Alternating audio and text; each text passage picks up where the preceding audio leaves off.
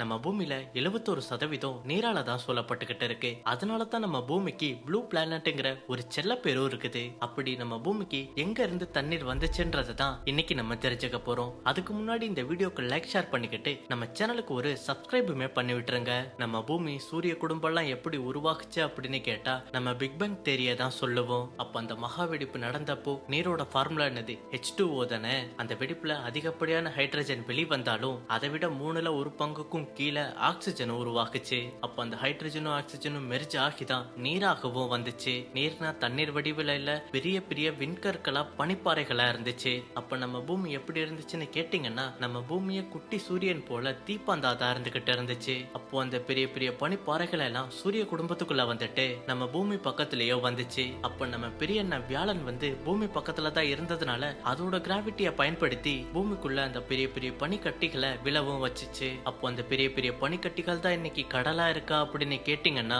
ஆமா. இதை விட இப்போ ஒரு பெரிய உண்மை என்னதுன்னா நம்ம பூமியில 71% நீரால தான் இருக்குது. அதுல 96.5% கடல் நீராகவும் வெறும் 3.5% தான் ஃப்ரெஷ் வாட்டரா நம்ம குடிக்கிற நீர்ல இருந்துகிட்டு இருக்கு. ஏன்னா கடல் தண்ணியை நம்ம குடிக்க முடியாதுல.